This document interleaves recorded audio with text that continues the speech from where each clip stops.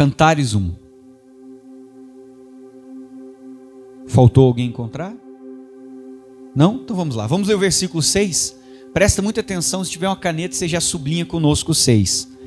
Não olheis para o eu ser morena, porque o sol resplandeceu sobre mim. Os filhos da minha mãe, Cantares 1:6, se indignaram contra mim e me puseram por guarda de vinhas. Agora a última parte, que é o que eu quero que você preste muita atenção. A vinha que me pertence. O que diz a última parte? Eu não guardei. E é aqui que nós vamos meditar. Vamos lá? Finalzinho.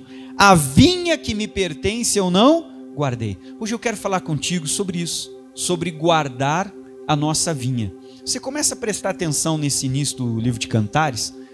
Ali o autor está falando de uma pessoa e dizendo que ela foi colocada para guardar várias vinhas, ou seja, guardando a plantação talvez de outras pessoas, de outros que tinham trabalhado.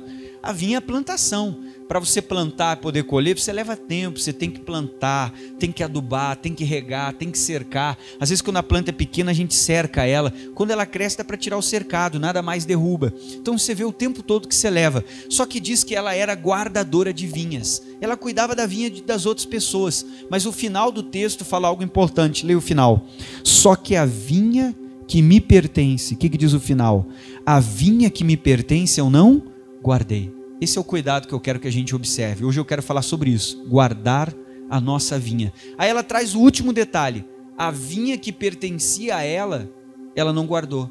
Talvez ela guardou a vinha dos outros, cuidou do que os outros fizeram, mas a que era dela, ela não guardou. E é sobre isso que eu quero falar contigo hoje. Nós estamos guardando a vinha que nos pertence? Então você vai falar assim, pastor, o que é isso? O que é a vinha que me pertence? Irmão, o que me pertence é a minha família, o meu casamento, a minha vida pessoal, o meu coração. Você sabe que às vezes a gente cuida daquilo que é dos outros, mas estamos deixando de cuidar daquilo que é nosso. Às vezes eu estou cuidando daquilo que é dos outros, cuido do coração do outro, da família do outro, ajudo o outro no casamento dele, ajudo os filhos do outro, do fulano, do beltrano, mas às vezes aquilo que é meu, eu não estou tendo esse cuidado que eu deveria ter, eu não estou tendo esse controle que eu deveria ter. Ela acabou de dizer, eu cuidei de várias vinhas, mas a que me pertence, eu não cuidei. Às vezes a gente ajuda o fulano, ora pelo beltrano, ajuda um amigo, ajuda um colega, mas a pergunta é, e a minha casa? Eu tenho cuidado da minha casa? Eu tenho cuidado da minha família? Eu tenho cuidado dos meus? Porque às vezes eu estou cuidando de todos os outros, cuidando de tudo, cuido do trabalho, sabe, às vezes a gente corre para o chefe, corremos para aquele colega, mas e o meu casamento? A minha família? Os meus filhos? A Sunamita acabou de dizer para nós, eu era guardadora de vinhas, mas a que me pertencia, eu não cuidei.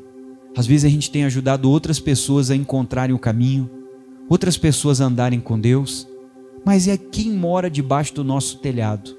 Estamos tendo cuidado com essas pessoas? Leia de novo, só o final do 6.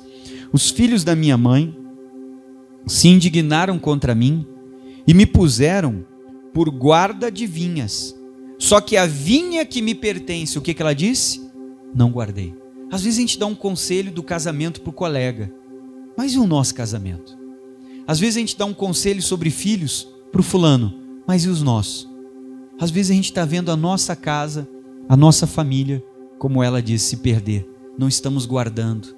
Às vezes o mundo está conseguindo entrar para dentro da nossa casa, o mundo está conseguindo entrar para dentro do meu relacionamento, para a vida dos filhos, e às vezes nós estamos vendo a nossa família, sabe, escoar por entre os nossos dedos e se perder, porque não estamos conseguindo cuidar daquilo que é nosso. A minha família é a minha vinha, são as pessoas que Deus colocou nas minhas mãos, e eles estão bem cuidados, estão andando na presença de Deus, eu tenho cuidado deles, ou às vezes eu estou cuidando de tudo que me deram para fazer, cuidando de tudo que é dos outros, e menos da minha casa.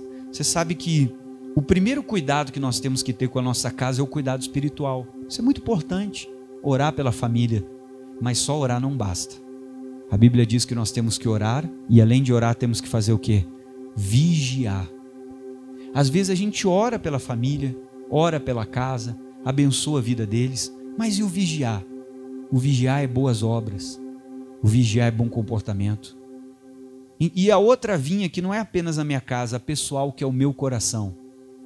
Às vezes a gente cuida de tudo que é dos outros. Mas e o meu coração? Eu estou cuidando? Ou estão entrando coisas que não deveriam entrar na nossa vida? Vamos comigo em Zacarias capítulo 2, que o primeiro, deixa marcado aí, tá? Que nós vamos voltar para finalizar. E vai em Zacarias capítulo 2. O primeiro cuidado com a família, com certeza, é o cuidado espiritual. Vamos juntos lá, Zacarias. Pastor, onde está o livro de Zacarias? Se você achar o Mateus, você vai voltar um para trás, é Malaquias, vai voltar mais um para trás, é Zacarias. Acha o Mateus, volta 2 livros para trás. É no Antigo Testamento, antes do Malaquias. Vem o livro de Zacarias. Claro, o primeiro cuidado com a família é o espiritual, mas não só o espiritual, e o cuidado humano. Estamos tendo o cuidado humano, físico, o vigiar com a família, com o casamento? Às vezes não estamos percebendo, mas a pessoa que está do nosso lado está se afastando de Deus, não está tão firme como a gente imagina. Às vezes o filho que mora debaixo do nosso telhado não teve um encontro com Deus ainda, e precisa ter, porque às vezes quando eles são pequenos, eles vêm na igreja conosco, eles não têm muita opção, mas daqui a pouco eles começam a ficar adolescentes, e se eu não cumprir o meu papel de cuidar da minha vinha, que é a minha família, eu vou ver que daqui a pouco eles estão começando a se distanciar, e às vezes ficam adultos e não querem mais saber da casa de Deus. Eu perdi o meu filho pelos meus próprios dedos, ele escorregou pelas minhas mãos, porque ele era pequeno, ele morava comigo, e eu perdi ele para o mundo. Não diga que foi o diabo, que as pessoas tudo botam a culpa no diabo, só que tem coisas que é elas que tem que fazer. Você fala com a pessoa, por que a tua empresa quebrou? É o diabo, está amarrado. Foi o diabo que administrava a tua empresa? Era o diabo que recebia os pagamentos? Era o diabo que pagava os boletos? Era o diabo que administrava o dinheiro que entrava no caixa? Não sabia que ele trabalhava para ti. Foi ele que quebrou a tua empresa. Vamos lá? Todos acharam Zacarias? Quem quebrou a empresa foi tu, não foi o diabo. Amém? Foi a pessoa que não soube administrar, não soube cuidar, trabalhar. Claro que o diabo é o tentador. Ele é o tentador ou não é? Mas quem está controlando o dinheiro da empresa sou eu. Foi o diabo que sentou na frente do gerente e pegou o empréstimo? Sim ou não? Claro que não. Então o que nós temos que parar? Eu tenho uma família. A minha família é a minha vinha. Você tem que cuidar do seu casamento? Você está cuidando do teu cônjuge, do teu marido?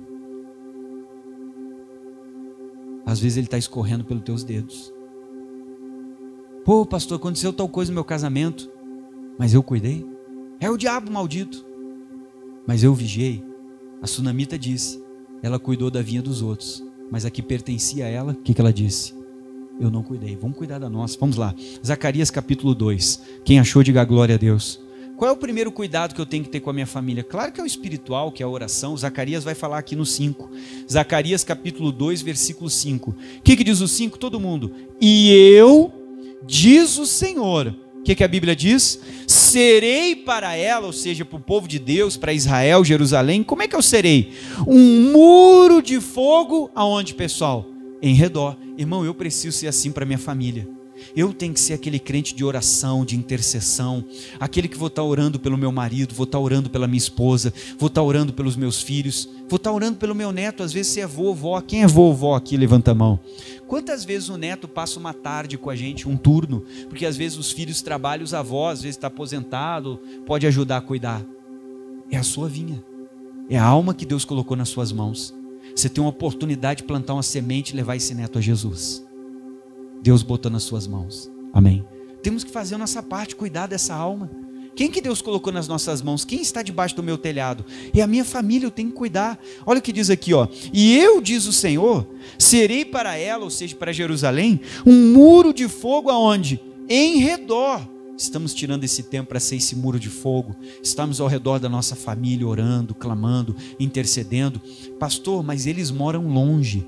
Às vezes acontece, mas não esqueça que eu vou te dizer. Eles podem morar longe, mas a tua oração alcança eles aonde eles estiverem.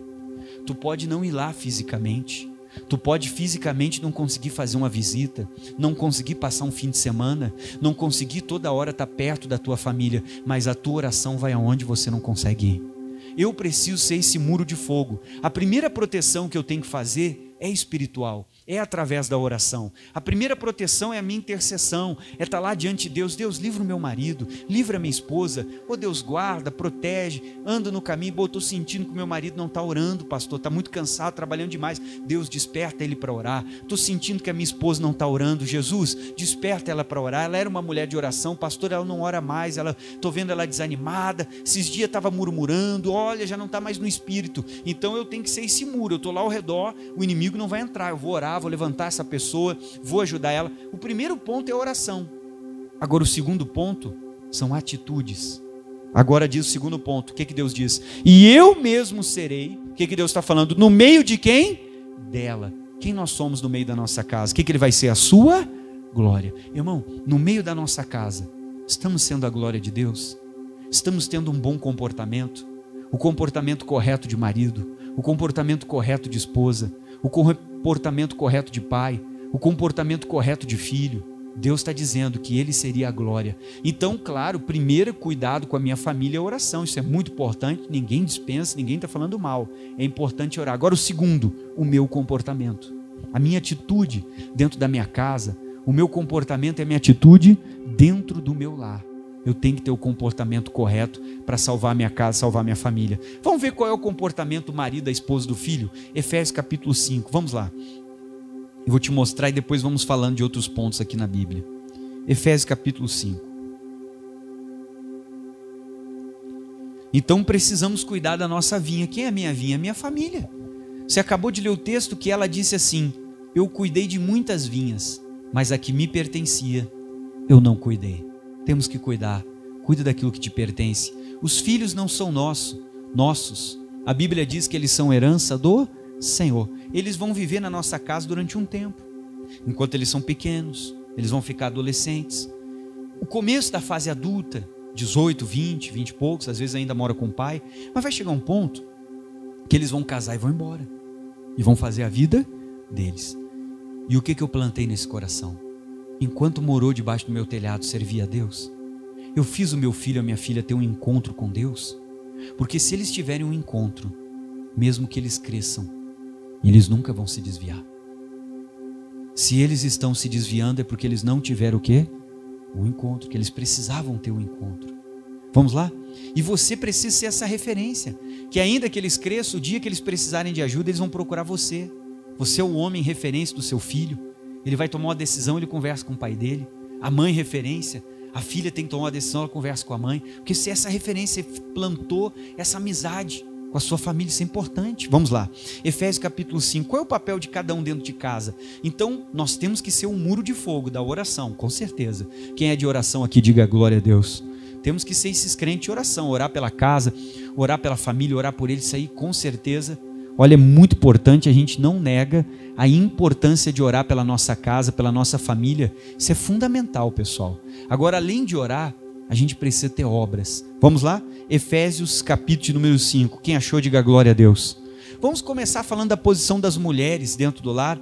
Efésios 15, versículo 22. O que Deus fala aqui das mulheres? Então a gente tem que dar o bom testemunho, ocupar o nosso papel, a nossa função dentro do lar. O que diz o versículo 22? Todo mundo junto, Efésios capítulo 5, versículo 22, diz assim: vós, mulheres, olha o que Deus vai falar para as mulheres: sujeitai-vos ao vosso marido como ao Senhor. Agora leia o versículo 23, o que diz a Bíblia Sagrada? Porque o marido, ele é o cabeça da mulher, como também Cristo é o cabeça da igreja, sendo ele próprio o salvador do quê? Do corpo. Agora vamos lá, 22, vós mulheres, o que diz a Bíblia? Sujeitai-vos ao vosso marido como ao Senhor. Você prestou atenção? Então vamos ser a glória de Deus dentro da nossa casa, vamos dar um bom testemunho. Primeiro, Deus nunca pediu para a mulher amar o marido dela. Você vai dizer por quê? Porque a mulher é sentimental, ela esboça o sentimento, ela expressa melhor. E normalmente a mulher nunca vai casar com um homem que ela não ame. Então Deus nem precisou falar disso, porque isso é automático para a mulher, ela amar o marido. Isso para ela é automático. O que Deus vai falar com a mulher? Seja sujeita ao seu marido. Pastor, o que é esse negócio de sujeição aí? Sujeição é respeito. E a única coisa que o homem precisa dentro de casa é respeito. Só isso que ele precisa, ser respeitado. Você quer ter um marido feliz do teu lado? Só ele precisa se sentir respeitado. Só isso. Deus mandou amar, é automático. Por que a mulher precisa respeitar o marido? Porque a mulher tem visão. Sim ou não? A mulher enxerga mais na frente que o homem. Quando o homem vai fazer um negócio, ele tem um amigo, a mulher bota o olho naquele amigo. Dá para aumentar o meu no salão, acho que está baixo aí. Estou ouvindo bastante retorno. A mulher bota o olho naquele amigo. Sabe o que ela faz? Ela já olha para o marido dela. Toma cuidado. Ele dá uma olhada para ela e diz: essa mulher está louca. O que ela está falando para tomar cuidado? Toma cuidado que eu não fui com fulano, não sei o que e tal. Ouça a tua mulher, porque ela enxerga na frente. A mulher tem visão de águia ou não tem? Tem. Ela já diz toma cuidado com fulano. E às vezes o cara vai ficar meio assim, engraçado, essa mulher tá maluca, fulano é gente boa, capaz, não sei o que. Sei lá, o cara vai ficar meio assim, às vezes não vai ouvir a mulher dele. Daqui a um tempo ele quebra a cara. E ele vê que deveria ter ouvido quem? A mulher. Então por que Deus está dizendo que ela tem que respeitar o marido? Porque mesmo que ela veja melhor, ela enxergue na frente, ela seja criativa, ela consiga várias coisas. Tem mulheres que são incríveis. Deus está dizendo, você só precisa respeitar o seu marido, porque ele não pode se sentir desrespeitado. Por exemplo, a mulher, ela viu que o sofá está velho, ele está só na madeira. Para o marido dela tudo está bom, para ele tudo está bom. Ele bota umas almofadinhas, joga um cobertor velho por cima, sabe? Faz uma capa ali para o sofá, para ele tá bom. Não, isso aqui dura mais 10 anos, não precisa gastar não. A mulher é gastadeira, né? Para o homem tudo tá bom. Aí ela tem visão, ela achou um sofazão poderoso, bacana, ela quer comprar. Qual é o erro dela? Comprar sem falar com o marido. Ele vai se sentir desrespeitado, ele vai ficar bravo contigo, triste, se você comprar sem conversar com ele. É isso que a mulher não deveria fazer, comprar sem conversar com ele. Ele está com aquele chinelo velho, arrebentado, ele já botou parafuso, prego, arame, ele não tem mais o que botar, mas ele diz para você que está bom, que ainda vai durar. Aí a mulher, ela tem mais visão, ela já achou um chinelo bonito, bacana, ela chega em casa com um chinelo, o marido olha para ela e diz: ô gastadora, xinga ela para caramba e briga com ela, não quero esse chinelo, mas daqui a pouco ele bota no pé, que macio, que legal esse chinelo, hein, obrigado. Na hora ele briga. Só que o que a Bíblia está dizendo? A mulher precisa ter o respeito. O marido não pode se sentir como desrespeitado, sentir que ela está querendo tomar frente, ela está querendo mandar. Ele não pode sentir isso. Então ela precisa aprender a comunicar, conversar com ele, precisa aprender a falar, respeitar o marido. Quando que ela desrespeita o marido? Quando ele fala um negócio para o filho e ela chega e diz: filho, pode ir que eu me resolvo com o teu pai. Ela está errada. Ela acabou de tirar a autoridade e respeitar. Se o marido diz que é não, é o que, pessoal? É não. Se ele falou que é não, é isso que a Bíblia está dizendo. A mulher, ela precisa respeitar o marido, ele tem que se sentir respeitado. Quando a mulher começa a gritar com o marido, tu vai perder o teu marido. Ele vai procurar outra que não grite com ele. Tu está desrespeitando ele. Quando ele diz não, e a mulher vai lá e diz sim, ela quer comandar, ela quer tomar frente, ela quer tomar as decisões, tu está acabando com o teu casamento. Quer destruir o teu marido? Faça ele se sentir desrespeitado. A mulher tola destrói a casa dela com as próprias atitudes dela. Não faça isso, você vai destruir seu casamento. Você vai começar a fazer o homem se sentir desrespeitado. E é isso que não pode acontecer. Levante a mão direita e diga: respeito. É só o que o marido precisa. Ele precisa do quê? Respeito. Se sentir respeitado. Pastor, eu tive uma ideia, nós vamos viajar. Bom, comunica com ele, fala para ele: o que você acha dessa ideia? Conversa. Ele vai achar bacana. Ele se sentiu respeitado, que você não fez nada sem antes falar com quem? Com ele. É que nem o seu filho. Se o seu filho chegar fazendo as coisas sem falar com você, o que você sente? Desrespeitado. Só isso que o marido precisa. Então qual é a função da mulher dentro de casa? Respeitar o marido dela. Qual é a função do marido? Vamos lá no versículo 25, baixa um pouquinho só. O 25 agora vai falar para os maridos. 25, versículo, o que diz? Então nós temos que dar um bom testemunho para ganhar a nossa família. Quer ganhar a tua família? A tua família não vai muito atrás do que tu prega, eles vão atrás do que tu vive. E é isso que a tua família quer ver, o quanto você vive da Bíblia, e não o quanto você fala da Bíblia. Para ganhar a sua família você tem que viver a Bíblia. Aí vamos lá, porque falar da Bíblia todo mundo fala, até o papagaio. Ensina ele a falar, ele cita o versículo. Agora a tua família quer ver o quanto tu vive. Vamos lá, os maridos. Vós, maridos, o que a Bíblia está mandando? Então vamos dar um bom testemunho dentro de casa. Não é só apenas ser um muro de fogo de oração. A gente também precisa ser a glória de Deus dentro da nossa casa. Mostrar como uma pessoa de Deus se comporta. Vós, maridos, amai a vossa mulher, como também Cristo amou a igreja, e a si mesmo se entregou por quem? Por ela. Aí diz mais, para santificar, purificando ela com a lavagem pela palavra, para apresentar a si mesmo gloriosa, sem mácula, rúgula, nem coisa semelhante, mas santa, e o que é pessoal? Irrepreensível. O que Deus manda o marido fazer? Amar a mulher dele. Então o que eu preciso para ter um bom testemunho para o meu filho? Porque o único exemplo de homem que ele teve é o pai que ele tem dentro de casa. O único exemplo de esposa que a jovenzinha teve é a mãe que ela tem dentro de casa. Esses são os exemplos que a gente teve. E normalmente você vai ser uma cópia do seu pai e da sua mãe. É muito difícil você ser diferente no seu casamento. É difícil. A maioria das coisas você vai ser igual do que você fazia na sua casa. Poucas coisas você muda. A maioria você vai ser igual do que você fazia na sua casa. A não ser que você enxergue e diga, puxa, nisso aqui eu preciso mudar. Então, vós maridos, amai a vossa mulher. Pastor, como é que eu faço a minha mulher se sentir amada? Simples. Ela precisa se sentir protegida. Toda mulher busca um marido porque ela quer sentir o quê? Proteção. Ela não quer se sentir sobrecarregada. E a maioria das mulheres estão sobrecarregadas. Por que elas estão sobrecarregadas, pastor? Porque o cara não sabe o dia que vence a luz, ele não sabe o dia que vence a água, ele não sabe o dia que vence o aluguel, o telefone, ele não sabe de conta nenhuma. Ele não sabe nem se ele tem dinheiro no banco, tudo é ela que tem que administrar, organizar.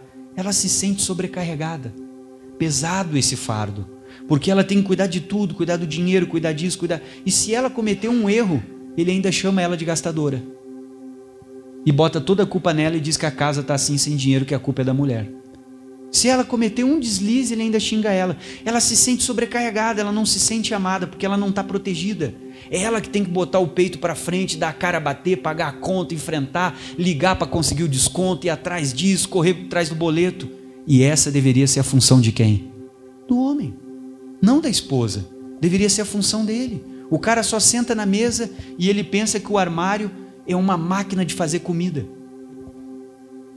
Porque ele nunca foi saber como é que surge. Ele só sabe que aquilo ali é uma máquina. Ele senta na mesa e, meu Deus, nunca acaba a comida desse armário. Mas ele não sabe que alguém tem que ir no mercado comprar, fazer as coisas. Ele não sabe disso. Só que se a mulher faz um troço errado, ele ainda briga com ela. E ela está sobrecarregada. Porque ela tem que limpar a casa, ela tem que arrumar as roupas, ela tem que ver tudo, ela tem que cuidar do filho. E além de tudo isso, ela tem que passar um mês preocupada ainda com as contas e como é que vai pagar. E o cara só trabalha, bota a bunda no sofá e olha a TV. Ele não está nem aí para as contas. E toda essa preocupação cai na mulher. E Deus não criou a mulher para isso. A Bíblia diz que a mulher é o vaso. É o vaso o quê, pessoal? Vaso frágil. Ela não serve para isso. Isso deveria estar o marido cuidando, tomando a frente. Ela ficar sem preocupação nenhuma. Ela não fica nem um pouco preocupada. Ela não está preocupada com o aluguel porque ela tem um marido que toma a frente, paga a luz, o aluguel. Ele vai lá ver o rancho, ele vai comprar. Ele toma. Ela fica sem preocupação. Pode ter certeza que você vai ter uma mulher disponível todos os dias. Talvez todos os dias ela está cansada e indisponível, porque ela está sobrecarregada, ela está fazendo a tua função. Toda mulher que faz a tua função vai andar cansada dentro de casa. Amém? Então não adianta a gente apenas orar. A gente também precisa fazer a nossa parte como família, cumprir o nosso papel, porque senão eu estou dando mau testemunho para a minha família. Vamos lá? Porque os teus filhos veem a mãe deles sobrecarregada, eles ficam chateados com isso. Ah, mas os meus filhos gostam mais da minha mulher do que de mim. Mas a culpa é de quem? É dela? Não, nenhuma. Vamos lá, Efésios 6, vamos ver os filhos aqui. Aí diz o 6, versículo 1, vós filhos, o que a Bíblia diz? Sede obedientes aos vossos pais no Senhor, porque isso é justo. Honra o teu pai e a tua mãe, que é o primeiro mandamento com promessa para que te vá bem, e viva muito tempo sobre o que, pessoal? Sobre a terra. Quem é que quer ver os filhos serem abençoados aí? Diga glória a Deus. Sabe o que você tem que fazer para os seus filhos serem abençoados? Você tem que ensinar eles a te respeitar. Se os teus filhos não te respeitam, a culpa não é deles, porque a criança, ela só faz o que o pai e a mãe deixam ela fazer, porque ela é uma criança. Então você tem que ensinar eles. Qual é o problema? O problema é que a gente permite que os filhos nos desrespeitem, nos desautorizem, façam o que eles querem fazer, do jeito deles. Eu estou amaldiçoando meu filho, porque quando ele não respeita o pai e a mãe, ele vai ter um casamento ruim, uma vida ruim, financeira ruim, e vai morrer mais cedo. Porque eu estou fazendo ele descumprir um mandamento bíblico, que diz que se ele honrar o pai e a mãe, ele vai viver quanto tempo? Muito tempo sobre a terra. Ensine os seus filhos. A criança fica correndo na igreja, a culpa não é da criança, a culpa é dos pais que não dão um limite para essa criança. Por isso que ela não respeita e fica correndo pela igreja, o pai não diz não. Eu me lembro que eu era criança, meu irmão, as crianças são inteligentes, não são? Eles já nascem sabendo mexer no celular, o problema é os pais que eles têm. Se eles não têm respeito e são mal educados, o problema não é eles, é o pai deles que não sabe ser pai nem mãe. Eu era criança, minha mãe chegava para mim, me dava um carrinho e dizia, fica aqui na cadeira, está começando o culto, vai ficar quieto, não é para correr, isso aqui é a igreja, a casa de quem? O pastor está pregando lá, e eu já estou te dando um aviso, que se tu fizer uma bagunça aqui, ó, em casa nós vamos conversar. Na minha cabeça eu pensava, eu não quero essa conversa. Eu ficava quietinho no banco, pegava meu brinquedinho, não fazia barulho, não gritava, só mexia o carrinho quietinho, acabava o culto e eu ia para casa. E eu lembro até hoje da conversa, minha mãe dizendo, eu no banco, ainda lembro dela olhando para mim, dizendo, ó, aqui tu tem que brincar só aqui não é para bagunçar, nem gritar, nem nada, aqui não é lugar de correr, aqui é lugar de ficar quietinho, brinca aqui, se quiser falar, me chama, que daí eu falo contigo. Aprendi desde pequeno, não morri, estou aqui inteiro, amém? Não perdi nenhum pedaço, meus pais falavam não para mim, não pode mexer, não toca aí, falava, estou aqui inteirão, pessoal. Agora, qual é o problema? O problema é que você está amaldiçoando seu filho. Você está ensinando o seu filho a ser mal educado, a te desrespeitar, a não te obedecer. E a criança pega quando o pai permite. Não permita. Crie os seus filhos para terem longos dias sobre essa terra. Amém? Para eles terem longos dias, você tem que ensinar eles a te honrar. Você tem que ensinar eles a te respeitar. É isso que você precisa ensinar para os seus filhos. Agora vamos seguir. Versículo 4. O que diz o 4? Aí ele diz aqui, e vós pais, não provoqueis a ira dos vossos filhos. A gente também não pode ser de mais, mas não pode ser de menos. Você tem que ser o termo correto. Aí diz aqui, mas crie o seu filho. Como é que eu tenho que criar o meu filho? Vamos lá. Aonde? Na doutrina. Crie eles na palavra, ensinando as coisas de Deus, ensinando a verdade. Você imagina o seu filho adolescente está na sua casa, já está botando piercing, já está fazendo tatuagem, já está levando cerveja para dentro, você está deixando? Está errado. É debaixo do seu telhado, tem que fazer o que você quer. Sua casa tem que ser regra. Não pode ser a casa da mãe Joana. Aí diz mais aqui, crie o seu filho na doutrina, ensina ele na palavra. Você tem tirado tempo para ler a Bíblia para o seu filho, levar ele até Deus, fazer uma oração junto com ele? Você tem que ganhar eles, senão eles vão crescer, eles vão se desviar. Ai pastor, até uma certa idade ia comigo na igreja, depois chegou uma idade, ai virou a cabeça. Não virou, tu nunca fez ele ter um encontro com Jesus, porque se ele tivesse um encontro com Jesus, ele estaria até hoje aqui na igreja. Não houve um encontro, ele vinha porque tu trazia, e ele nunca entendeu o que é a igreja, o que é Jesus, o que é Deus. Você pergunta para uma pessoa, desde quando tu está na igreja? Desde que eu nasci. Como assim desde que eu nasci? Tem que ter um dia que tu tem que ter aceitado Jesus, tem que ter tido um encontro com quem? Deus não tem neto, Deus tem filhos. Amém? Ah, mas o meu pai é da igreja, e daí? Deus não tem neto. Deus não quer saber se teu pai é da igreja, Deus quer saber o teu relacionamento com ele. Faça o seu filho se tornar um filho de Deus, porque Deus não tem neto, não tem esse relacionamento terceirizado. Nós temos que ter um encontro, não vamos falhar nisso. Às vezes estamos cuidando da vinha dos outros, estamos perdendo a nossa vinha, perdendo os nossos filhos para o mundo. Ah pastor, é que o mundo hoje em dia é outro, mas a palavra de Deus é a mesma ontem, hoje e para sempre. O buraco do vazio dentro do ser humano é o mesmo de sempre, e só a palavra preenche. Não importa o que o mundo faça, a solução é a mesma, a palavra, Jesus, a Bíblia, fazer ter um encontro com Deus. Se não tiver um encontro com Deus, vai se perder. E esse é o nosso erro. Trazemos os nossos filhos para a igreja, mas não levamos eles a ter um encontro com quem? Esse é o erro, não cometa ele. Vamos lá, vamos finalizar. 4. Crie os seus filhos na doutrina, sempre ensinando eles na palavra. Não é porque não pode fazer, é porque a palavra de Deus diz que isso não é correto. E nós respeitamos e obedecemos um Deus. Finalzinho. E a admoestação do Senhor. O que é admoestação? Corrigir. Precisa ser corrigido, está errado, não pode passar a mão na cabeça, deixar para depois. Eles são inteligentes, tem que conversar, mostrar onde está o erro. Então a gente precisa ser esse exemplo. Vamos em Tito capítulo 2. Vai um pouquinho para frente. Então se eu quero ganhar minha família, eu não vou ganhar apenas com oração.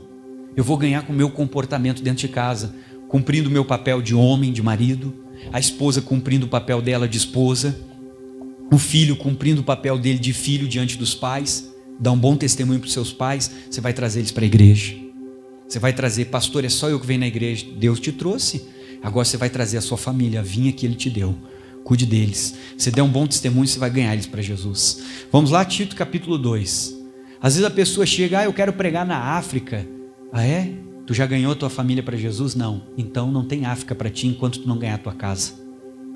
Vamos lá, Tito capítulo 2. Não, pastor, é que Deus me chamou, eu quero ir para a Argentina, para o Uruguai, quero ir para... Vai ganhar a tua casa primeiro. Porque se tu não ganhar a tua casa, é porque lá dentro tu não tem um bom testemunho. Porque dentro da tua casa é quem você é de verdade. Lá é quem você é de verdade. Lá é quem você é de verdade. Enquanto não ganhar a tua família, não serve para a obra de Deus. A Bíblia diz que quem não cuida da sua casa, não serve para a obra. Sua família tem que estar convertida. Tito 2, vamos lá. Todos acharam? Aí diz aqui, porque senão eu estou cuidando da vinha dos outros, e a minha vinha está morrendo, que nem a sunamita. A que me pertence eu não cuidei. Cuide da sua família, eles são importantes para Deus. Vamos lá, Tito 2, versículo 7. Todo mundo junto, o que diz o 7? Em tudo te dá por exemplo de boas, esse é o segredo, de boas obras. Quer ganhar a sua família para Jesus? Eles não ouvem muito o que você prega, eles observam mais o que você faz. Para ganhar a minha família, eu preciso procurar dar um bom testemunho. Mas como é que eu faço para dar um bom testemunho? Não tem segredo. Você precisa ser um crente de oração, um crente que vem na igreja, um crente que tem um compromisso de ler a Bíblia, um crente que faz seu jejum semanal, um crente que busca. Quanto mais você busca a Deus, mais você vai ter os frutos do Espírito Santo. E quanto mais você tem os frutos do Espírito Santo, mais a sua família vai ficando encantada com a sua mudança e vai desejar essa mudança. Vamos cuidar da nossa vinha. Vamos lá, Tito 2,7. Em tudo te dá por exemplo de boas obras, na doutrina mostra incorrupção, gravidade e o que, pessoal? Sinceridade. Doutrina é as coisas a respeito da palavra. Eu tenho que mostrar que eu ando e obedeço a palavra. Não sou aquela pessoa que uma coisa dentro da igreja e outra coisa fora. Está cheio de crente assim. Que você não seja, como diz o ditado Raimundo, um pé na igreja, um pé onde? Um pé no mundo, né? Não sabe se a pessoa está firme, não está. Não, isso não é para você. Versículo de número 8. Linguagem, como é que tem que ser a nossa linguagem? Sã.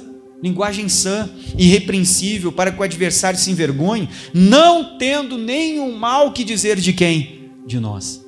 A nossa linguagem tem que ser sã. É tão feio quando o familiar olha e diz, pá, tu vai na igreja e faz isso, tu vai na igreja e faz aquilo, tu vai na igreja e olha essas coisas, tu vai na igreja e fala desse jeito. É tão ruim isso para nós. Vamos orar, Deus me ajuda.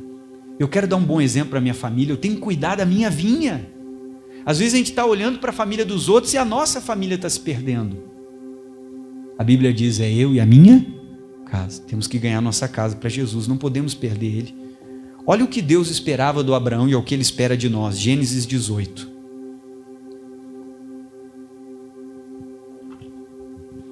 Às vezes os nossos familiares estão se perdendo. Vai lá, conversa com teu irmão, com a tua irmã, fala de Jesus para eles, mostra a palavra para eles, faz uma oração. Começa a fazer um cultinho pequeno na tua casa. Não precisa ser todos os dias. 10 minutinhos antes do jantar. Lê um versículo e fala 4 minutos daquele versículo. Depois que você falou 4 minutos, convida todo mundo para uma oração. 2 minutos, tá bom. Nem deu 10. Ok, faz algumas noites. Você vai ver daqui a um tempo a sua família se interessando mais pelas coisas de Deus. Peça sabedoria. Tinha uma irmã que o marido dela não era nada de convertido. Ela tinha filhos pequenos. Ela chegou para o marido e disse assim, olha, não sei se tu quer, mas eu estou servindo a Deus e todas as noites eu vou levar o nosso filho para a sala, os filhos, e vou orar com eles, vou ler a Bíblia antes de dormir. Se tu quiser, participa, tu já é adulto, se não quiser, não. E todas as vezes que nós formos comer nessa casa, nós vamos fazer uma oração e eu vou puxar a oração. Se você quiser participar, participe, se não quiser, não tem problema.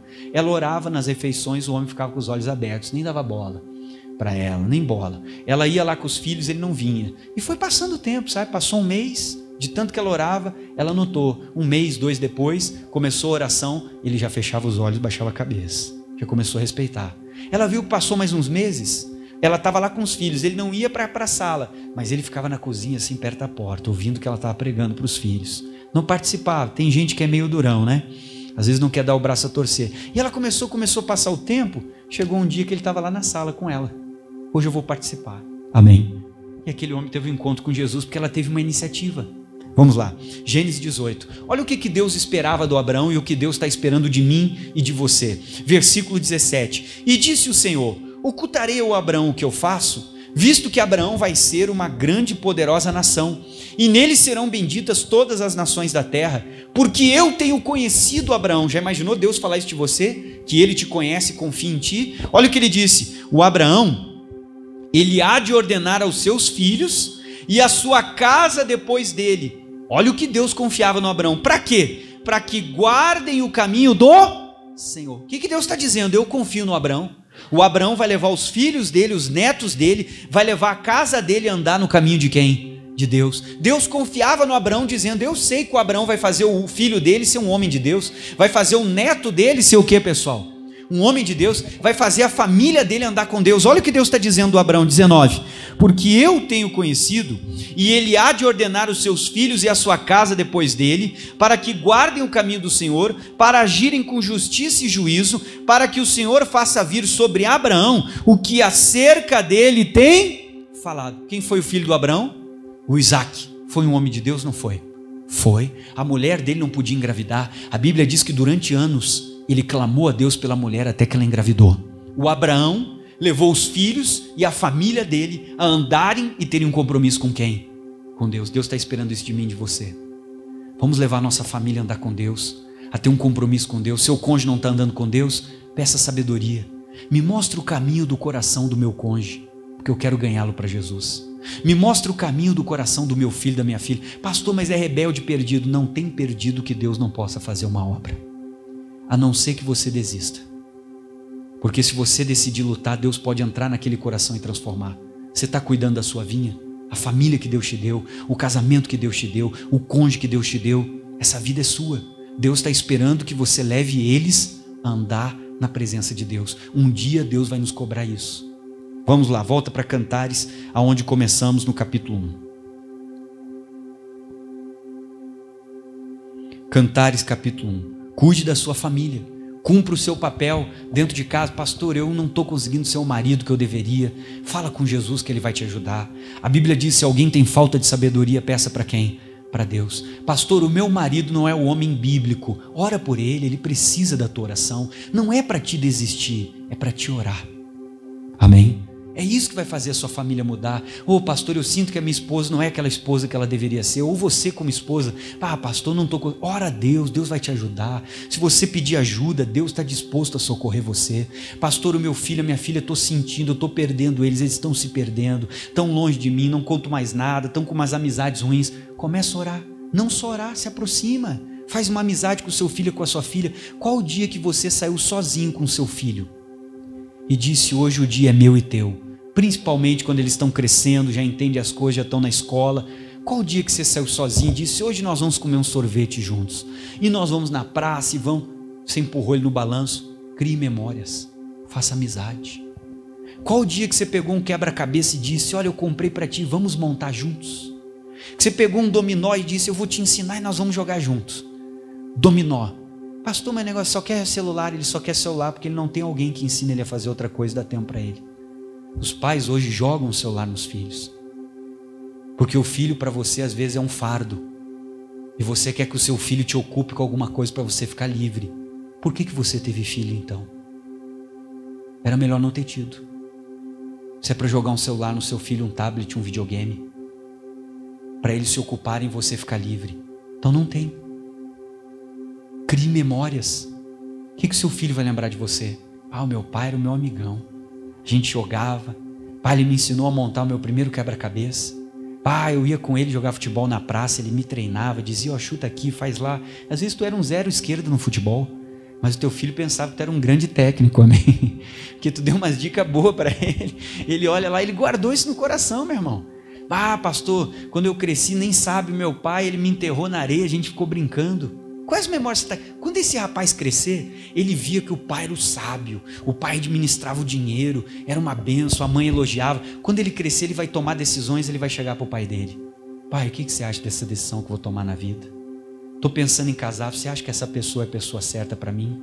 Você criou um laço de amizade tremendo É isso que a tua família precisa. Todo mundo queria ter um pai assim. Vamos lá?